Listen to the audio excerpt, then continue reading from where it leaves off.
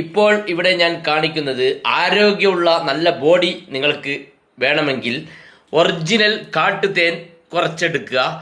അതിനുശേഷം അണ്ടിപ്പരിപ്പ് എടുക്കുക, പിന്നെ ബദാം എടുക്കുക, പിന്നെ ഈത്തപ്പഴം കുരു കളഞ്ഞത്, അതെല്ലാം ഈത്തപ്പഴം എടുക്കുക, ഒരു ബോളിൽ പാത്രത്തിലിടുക, അണ്ടിപ്പരിപ്പ് പാത്രത്തിലിടുക, ബദാമും ഒരു പാത്രത്തിൽ ഇങ്ങനെ ഇട്ട് ഫുള്ളാക്കാം. ഓക്കെ. അതിനുശേഷം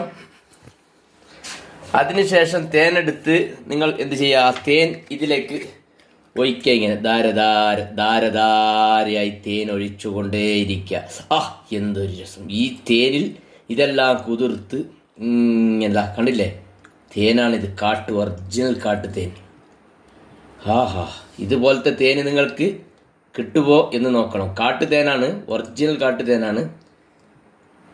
ഫുള്ള് ഇതെല്ലാം മുങ്ങുന്നത് വരെ തേൻ ഒഴിക്കുക. ഓക്കെ. ഇത്ര തേൻ ഒഴിച്ചതിന് ശേഷം ഇതിങ്ങനെ കവറെടുക്കുക, അതിൻ്റെ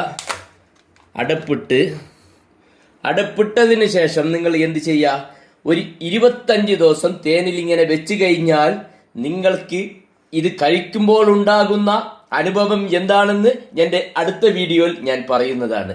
ഓക്കെ, ഗുഡ് ബൈ.